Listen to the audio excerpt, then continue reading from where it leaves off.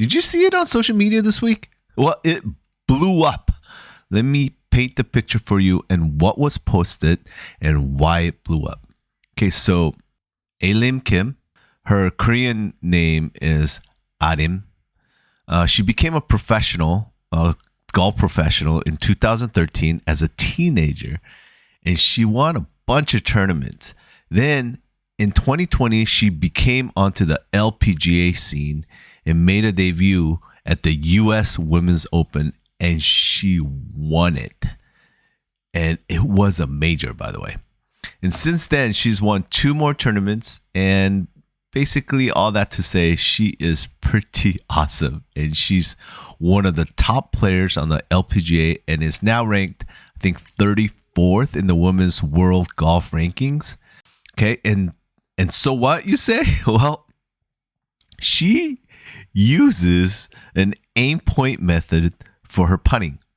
And if you're not familiar with what an aim point is, it's a green reading system that helps golfers accurately read slopes and breaks by using their feet.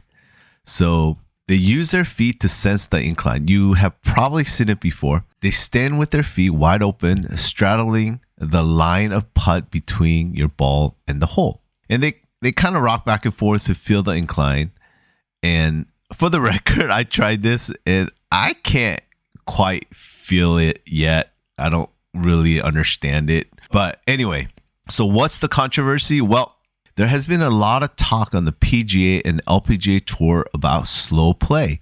And few players suggested that this aim point method is one of the causes of slow play, and they need to take a closer look and possibly outlaw this method. In fact, Lucas Glover, a former U.S. Open champion, said that aim point needs to be banned because it slows down play. And he also said that aim point is rude and that it hasn't helped any player make more putts. Him saying rude is referring to players stomping all around the green with their feet, especially near the hole. Okay, so let me put all this together. During the 3rd round of Honda LPGA Thailand tournament, Alim Kim had a birdie putt that was a little bit over a foot away from the hole, like 12 inches from the hole. And instead of walking up and tapping the ball in, she went through her full routine, and they caught the picture of her standing between the hole and the ball. Okay, mind you, the hole and the ball is only 12 inches apart, and she's standing kind of in the middle of it doing the aim point. And the caption read, "Golf has lost its way." Or from Dottie Pepper herself, she's an influential TV golf broadcaster, and she posted the same image with the comment, "We've lost the plot." And social media, as you can imagine, went nuts. People were commenting, is this got to be a joke, right? Or how can this possibly help her 1 foot putt? This is a play nightmare. They were commenting, this needs to go.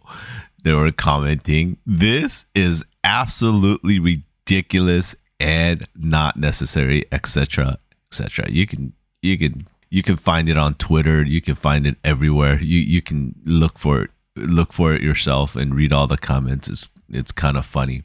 But here it is.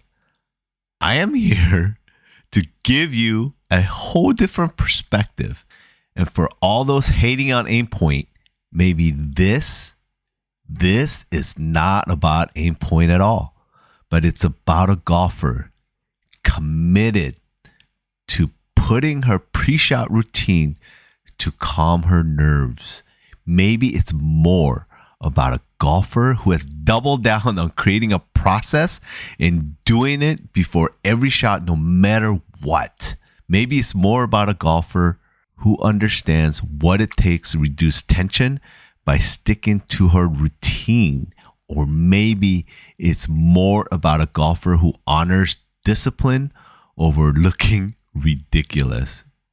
Maybe we have it all wrong.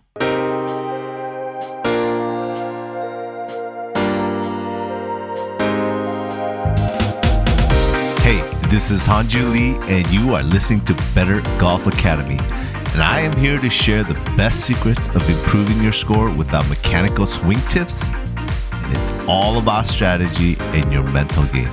So are you ready? All right, let's go.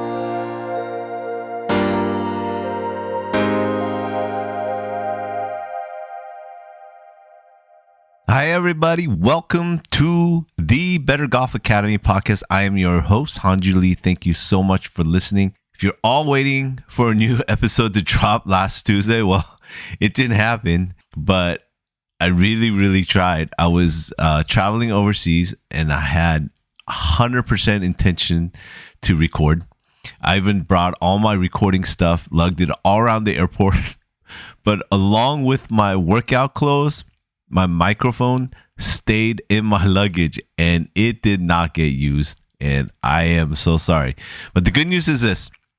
Through this trip, there are some cool opportunities that are happening with my life and this golf podcast, which could really help you too. And I can't share a lot of details at this time, but I will soon. So please stay tuned. Okay, so let's talk pre-shot routines. Well, actually, before we talk about golf pre-shot routines, let's just talk about routines. And I'm curious how many of you have very specific routines in your life, like morning routines or evening routines, maybe workout routines, or any set of tasks that helps you help establish consistency or help you prioritize your activities, things like that.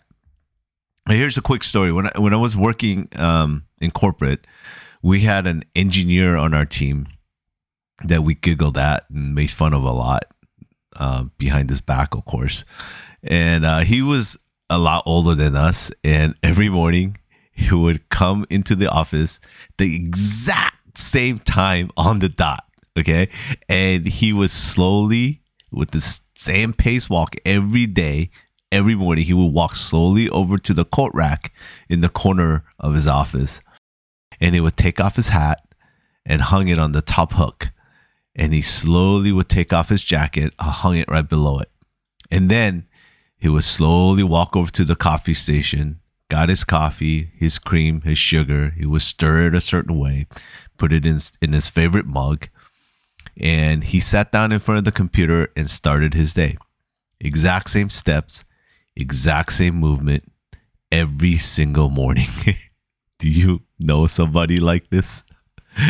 I guess in a way, we're all creatures of habit, right? But I also wonder why we choose to do this. What's the benefit? Well, let me tell you. According to the University of Warwick Knowledge Center research, the very first reasoning is that for the vast majority of us, routine helps us cope with the continual flow of decisions that face us in everyday life. Essentially, it minimizes the complexity of all the small decisions that you have to make. Okay, bro, what are you talking about? Okay, let's go deeper. Dr. Steve Orma, a CBT clinical psychologist. Okay, I did look up CBT. It stands for Cognitive Behavioral Therapy, which focuses on identifying and changing negative thought patterns and behaviors to improve mental health conditions like anxiety and depression, in which Dr. Steve Orma, who specializes in treating insomnia, anxiety, and stress, says this: routine is the big part of the work that I do in all these areas. And why? He says, to manage anxiety. Career coach and writer Marty Nemko points out that routine is something you know you can do well. He also says this: you can do well, which can be comforting during tough times. Life, increasingly defined by unpredictability, can be anxiety-provoking, and routines provide an anchor of predictability. Let me rephrase that, okay? golf, increasingly defined by unpredictability, hello, can be anxiety provoking, and routines provide an anchor of predictability. But I'm an artist. I don't want to be locked into rigid patterns. I don't want to be one of those obsessive, compulsive, disordered people. I want to be free, think on my feet, work off of my instinct, and be creative. And you know what? Yes to all that, because that's me. But do you want to hear something funny? When I quit my corporate job and became an entrepreneur, I longed for this non-patterned life where I get to wake up anytime I want with no alarms, right? I get to work whenever I want. I get to eat whenever I want, take a break whenever I want, work out whenever I want, and to be instinctive, creative. But guess what happened over time? I naturally and organically just created this rhythm, a structured schedule, and a routine. And I did that because it brought me comfort, a sense of organization, and even like feeling of freedom. Isn't that weird? All right, so let's get back to golf. Why is the pre-shot routine so important? So important that someone like A-Lee Kim or Alim Kim, a major championship winner, an elite athlete in her prime, be willing to risk making a complete fool of herself to go through a regimen and routine for a 12-inch putt? And I think there are 3 reasons for this. 1, it eliminates doubt. It eliminates doubt by creating a structured, repeatable process that shifts a golfer's focus from uncertainty to execution. When a player steps up to a shot without a clear plan, that their mind can be flooded with second guessing, like even mechanical thoughts or anxiety about the outcome. But a well-practiced routine forces the mind to follow a familiar sequence, like choosing a target, visualizing the shot, taking a practice swing for feel, and committing with confidence. See, this repetition builds trust in the process, quieting distractions and reinforcing positive habits. And guess what? Over time, it conditions the brain to focus on what can be controlled rather than worrying about the potential mistakes, allowing golfer to approach each shot with clarity and conviction. Do you remember the episode number 15, The Secret to Clutch Success? If you haven't heard it yet, go back and listen to that, because I talk about this quote from the post-tournament interview from most of the winners all the time. Who says this? Who says, "Bro, I was just focusing on my process, not caring about the outcome, being in the moment and executing what's before me at the moment." The process he or she's talking about is the pre-shot routine. Okay, pre-shot routine is important because number 2, it creates consistency under pressure. You see, by giving golfers a structured process to rely on, no matter the situation, when nerves kick in, whether it's a crucial tournament shot or a high-stakes putt, a well-practiced routine keeps the mind and body engaged in something familiar rather than being overwhelmed by this external pressure. So by repeating the same sequence of action before every shot, a golfer develops this muscle memory and, get this, mental stability, reducing the likelihood of rush decision or mechanical breakdowns. This routine becomes a safety net, allowing the player to stay present and allowing the player to execute with confidence and perform at their best, even in the most stressful moments. Okay, pre-shot routine, it is super important because number 3, it keeps your emotions in check by acting as a mental reset before every shot. Golf is an emotional game. Yes, yes, very frustrating. You get the nerves, the excitement can easily disrupt focus and decision making. A structured routine provides a moment to slow down, to take a deep breath, and shift attention away from emotions and back to execution. By following the same process, visualizing the shot, feeling the swing, and committing, a player avoids reacting impulsively to bad shots or getting too anxious over a critical moment. This consistency helps maintain composure, preventing emotion from dictating your performance, and allowing the golfer to stay calm, focused, and in control. See, I really like these 3 strong benefits of pre-shot routine, and I really think it's worth taking a closer look at how we're doing it, because everyone's doing it, right? Whether we know it or not, or we like it or not, we all have some type of pre-shot process before a club hits the ball. It's just a matter of developing a routine that works for us. So the big question now is, okay, what should I do? What key ingredients, what element do I need to keep my mind focused and help me to hit the best shot every shot? Also, your pre-shot routine should be tailored to your specific need. For instance, I was struggling with my aim for a phase in my game.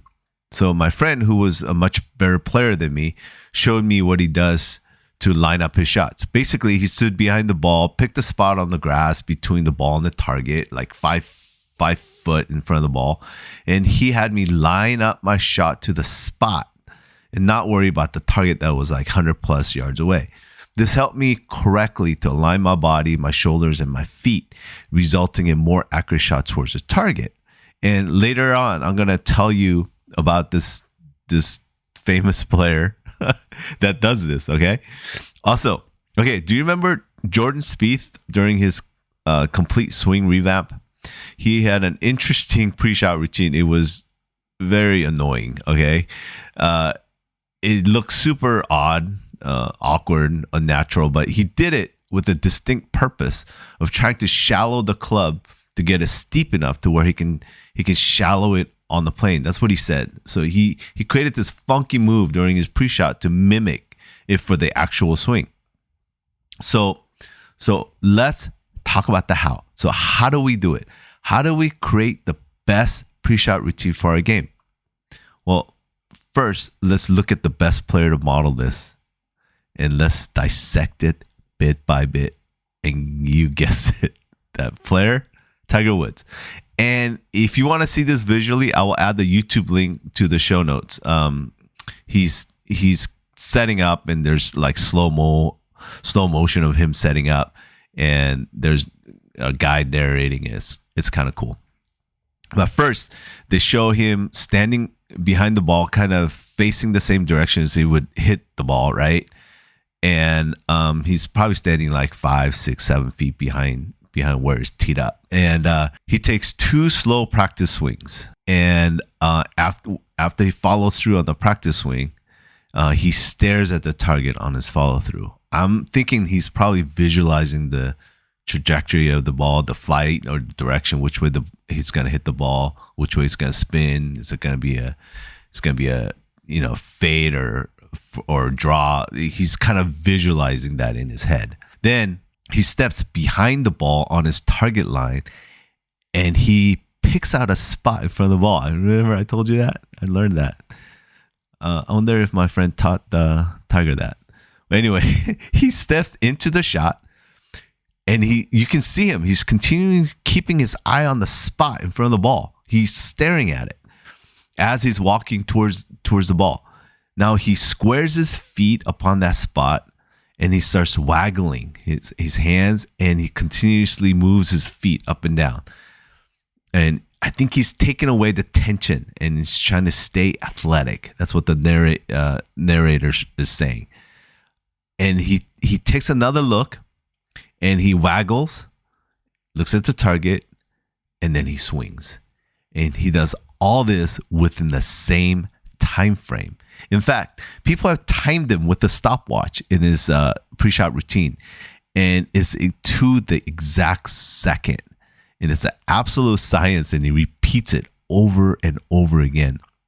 So let's break it down one more level. Tiger does 3 things. And if you read through all of it, he does 3 things. 1, visualization. 2, proper aim. And 3, he stays loose. Then bam. And this is a key to a successful pre-shot routine. So what do you mean this? You mean the whole thing, everything that he did? No. What I mean is how he kept it so simple. So less is more. And he's only focusing on 3 things. So that's key number 1 on creating a successful pre-shot routine. Okay, key number 2 is that there should be a different routine for different shots. For example, for full swing, you can follow what we just talked about in Tiger's routine. But for putting, it's completely different. You're emphasizing the green reading, visualization, and the speed of the line. Breathing becomes more crucial as you're releasing some tension. Also, short game shots like chips and pitches, they have their own proper routine. And don't forget bunkers and other unexpected like punch shots and stuff like that. They should have their own routine too. But the key is to maintain consistency and overall approach while allowing for slight adjustment based on the type of shots being played, right? So you're not changing a lot. You're just changing few things here and there. This ensures that every shot is executed with the same level of confidence and focus without overcomplicating the process. And the third important factor to keep in mind when creating your pre-shot routine is this: consistency. No matter how simple or customized your routine is for different shots, it should be done in the same way every time. Repetition builds confidence and allows you to perform under pressure without second guessing. If your routine changes from shot to shot or round to round, it loses effectiveness. By keeping it consistent, your routine becomes second nature, helping you stay focused, calm, and ready to execute. So I'm going to summarize this whole thing. I'm going to recap this whole thing. All right? If we do this right, the benefits are enormous when it comes to our golf game.